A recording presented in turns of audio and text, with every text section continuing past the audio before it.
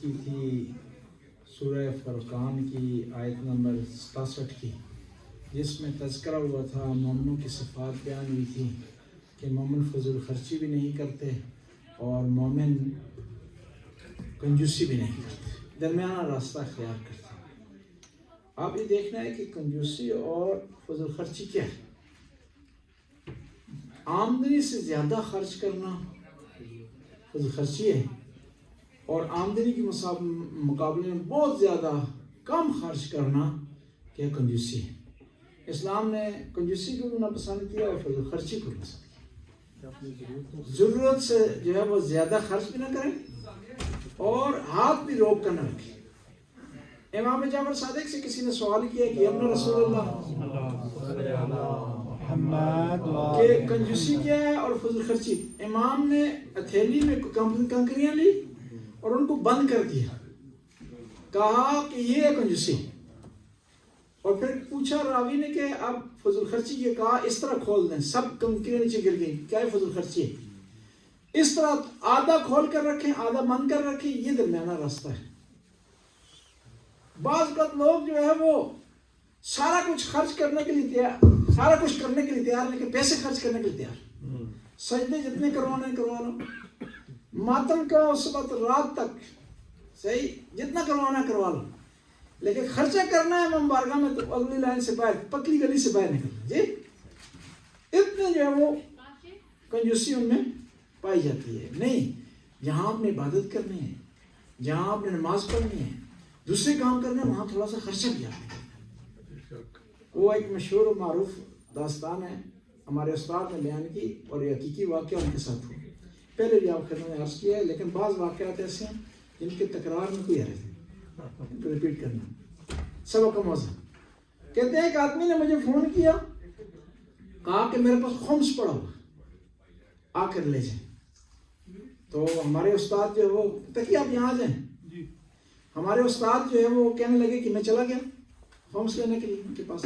وہاں پہنچا تو اس نے کہا کہ یہ رسی پہلے میرے ہاتھ پاؤں باندھو، ٹھیک ہے جی، پہلے ہاتھ پاؤں باندھو، پھر الماری میں خمس پڑا ہوا وہاں سے تم نے لے جانا ہے، میں نے شور مچانا ہے، میں نے گالیاں دینی ہے، میں نے تمہیں برا بھلا کہنا ہے، تم نے اس چیز کی پرواہ نہیں کرنی، تم نے خمس کو لے جانا ہے۔ اور میں کہوں گا کہ بھائی یہ بڑی مشکل سے کمایا ہے، میں نے رات کو ٹوٹ لگائے ہیں جی، بڑا جو برتن مانجے ہیں، دن رات ایک کیا ہے، میں نے جو ہے راتیں کاٹی ہیں، مشکل حالات سے گزرا ہوں، یہ پیسے کمائے ہیں، لیکن تم نے ایک پرواہ نہیں کرنی، کانوں میں کچھ ڈال دینا اور پھر تم نے چلے جانا۔ یعنی بعض لوگ اتنے جو ہے سخت ہیں پیسے خرچ کرنے کے بارے، جان چلی جائے گی لیکن پیسہ خرچ نہیں کرنا۔ لیکن یہ بھی انہیں یاد رکھنا چاہیے، جس کے راستے میں خرچ کر رہے ہیں صحت اسے نے دی ہے، یہ پیسہ اسے نہیں دیے، اسی نے مال دیا ہے۔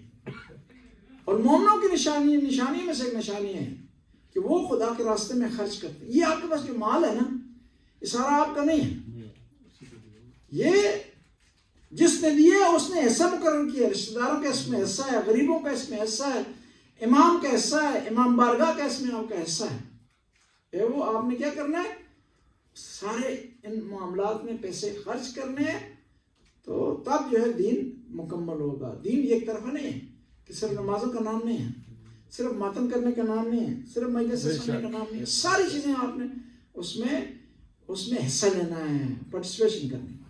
والذین یدعون مع اللہ الہا آخر، والذین لا یدعون مع اللہ الہا آخر۔ مومنوں کی ایک اور خصوصیت یہ ہے کہ وہ اللہ کے علاوہ کسی کی عبادت نہیں کرتے، اللہ کے علاوہ کسی کے سامنے نہیں جھکتے، صرف اللہ کے سامنے جھکتے ہیں، یعنی شرک ان کی زندگی میں نہیں ہے۔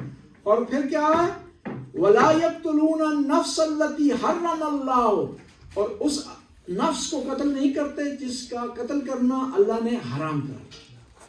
اس کا مطلب یہ ہے کہ کچھ ایسے نفس ہیں جن کا قتل کرنا جائز ہے، لیکن وہ قانون کے دائرے میں آپ نہیں کر سکتے، قانون ان کو کرے گا۔ اسلام میں یہ ہے، بعض جگہ پر پھانسی جائز ہے، ظاہر اس ملک میں قانون ہے، لیکن اسلام میں اپنا ایک قانون ہے، وہ قانون آپ کی خدمت میں پیش کیا جا رہا ہے۔ قصاص کے طور پر آپ کر سکتے ہیں، زنا بالمحارم کو اسلام قانون اس کو قتل کیا جائے گا، یعنی ایسا آدمی جو زنا کرتا اپنے محرم کے ساتھ، محرم عورتوں کے ساتھ زنا کرتا، وہ اس کے کوڑے نہیں لگیں گے بلکہ اس کو کیا ہوگا؟ پھانسی کی سزا ہوگی.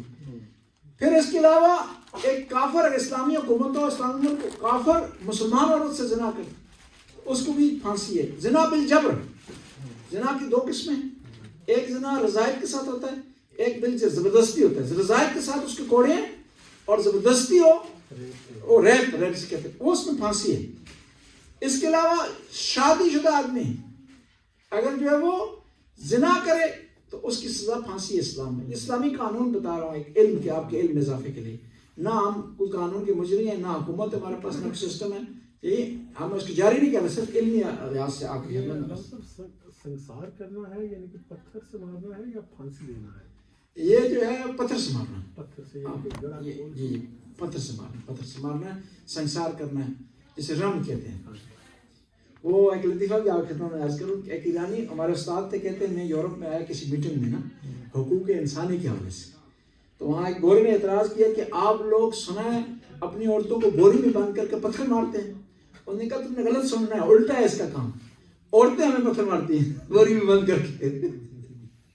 یہ تم نے غلط سنا، عورتوں کی حکمرانی ہے، وہ ان کا ہولڈ ہے، وہ ہمیں جب بھی جاتی ہے بوری میں بند کر لیتی ہے اور پتھر بھی مارتی ہیں. جی تو یہ عرض کر رہا تھا کہ سنسار ہے اسلام میں.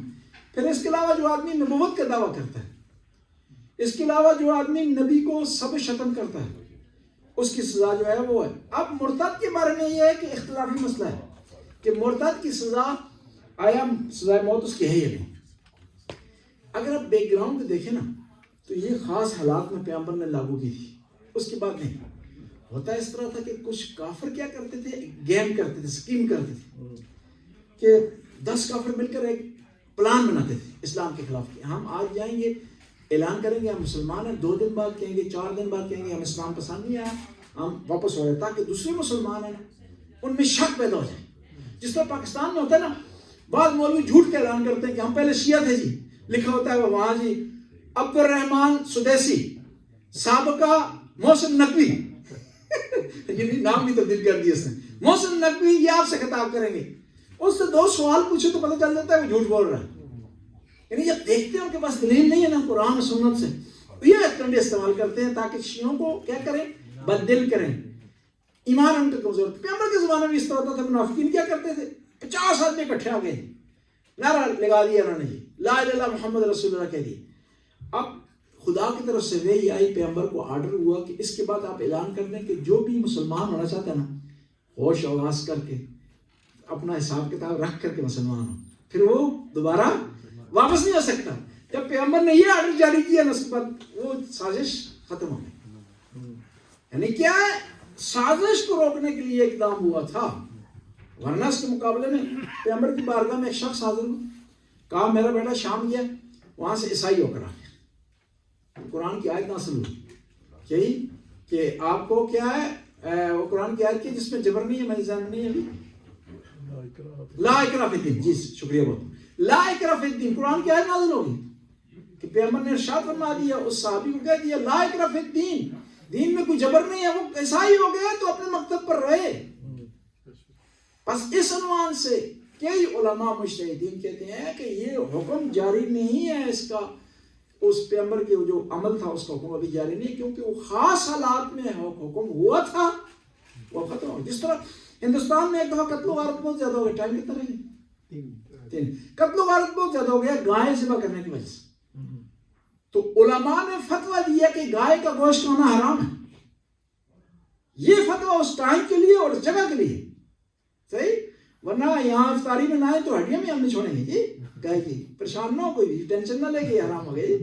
ہڈیاں تو دور کی بات، اس کو وہ کیا کہتے ہیں، پاؤں کیا کہتے ہیں اس کو، کھلاوڑے کیا کہتے ہیں، پاچے کیا کہتے ہیں اس کو، یہ پائے فارسی میں پاچے کہتے ہیں، ہمیں زبانیں مکس ہوتی ہیں، وہ بھی ہم نے چھوڑ دیا اس کی، وہ خاص زمانے میں. بس یہ ہے کہ بعض حالات میں بعض حکم جاری ہوتے ہیں اور خاص ٹائم کے لیے اور خاص حالات میں ہیں. اسی طرح جو آدمی آپ کی خدمت میں عرض ہو کہ اماموں کو، آئمہ کو، اگر اسلامی حکومت ہو، شیعہ حکومت ہو، آئمہ کو گالی دے، آئمہ میں سے کسی امام کو 14 معصومین میں، تو اس کو اسلامی حکومت جو ہے سزا دی. اس کے علاوہ ایک اور چیز ہے کہ کہتے ہیں مفسد فی الارض، فساد فی الارض. وہ آدمی وہ ایسا ڈاکو جو لوگوں کو ڈرا کر چوری کرتا ہے، ٹھیک ہے، ڈرا کر چوری کرتا ہے، وہ معاشرے میں خوف و ہراس پھیلا رہا ہے، وہ کیا اس کو قتل کر دیا جائے گا، اس کی سزا چور والی نہیں ہوگی۔ یہ علم کے لیے، آپ کے علم اضافے کے لیے چیزیں عرض کیجیے۔ اگر وہ چورنی ہو تو جی چوری کو اس کو بھی سزا ملے گی۔ وہ کیا سزا ہوگی چورنی کو؟ وہ چورنی کی سزا یہ ہے کہ اگر شرائط پوری ہے نا، کنڈیشن ہے اس کی خاص، اس کی بھی ہاتھ کٹتے ہیں، لیکن شرائط ہیں، کنڈیشنز ہیں۔ پہلا یہ ہے کہ ہاتھ کٹ جائے گی تو نماز کیسے پڑے گی؟ جی وہ اس طرح ہوگا نا، پہلے یہاں سے ہاتھ کٹیں گے اس کی، نماز پڑھے گی، ٹھیک ہے، پھر یہاں سے ہاتھ کٹیں گے، پھر یہاں سے ہاتھ کٹیں گے، پھر بھی اگر چوری کرتی ہے باز نہیں آتی، پھر یہاں سے کٹ جائے گا اس کا۔ لیکن یہ سارا اس حالات میں ہے کہ جہاں اسلامی حکومت ہو، اسلامی معاشرہ ہو، وہاں پر یہ نہ ہو کہ آپ کل کسی گورے کو پکڑ لیں چوری کرتے ہوئے اس کا ہاتھ کاٹ دیں، میرے گردن میں پڑ جائے۔ صحیح کہ مولوی صاحب نے کہا تھا، جس طرح وہ کیس بن گیا تھا اس پر، مفتی انیس قریشی پر، ممتاز قادری والا، جی، کہ اس نے تقریر کی تھی تو ممتاز قادری نے اس کو مار دیا، ٹھیک ہے، یہ تھوڑا خیال رکھیے گا شاعر، ٹھیک ہے، صلوات پڑھنا۔ اللهم صل على محمد وعلى محمد، یا علیم یا علیم یا غفور یا رحیم۔ خدا اس قلیل سی عبادت کو قبول منظور فرما، ہمارے گناہوں سے درگزر فرما، نیک کام کرنے کی توفیق عطا فرما، برائیوں سے محفوظ رہنے کی توفیق عطا فرما۔ یا اللہ ہماری آج کی عبادت کا ثواب ہمارے مرحومین کے نام میں درج فرما۔ آخر میں اپنے مرحومین مرحومات کے لیے الفاتحہ مال اخلاص سے والصلوات۔ اللهم صل على محمد، بسم اللہ الرحمن الرحیم، الحمد للہ رب العالمین، الرحمن الرحیم، مالک یوم الدین، ایاک نعبد و ایاک نستعین، اهدنا الصراط المستقیم، صراط الذین انعمت علیہم غیر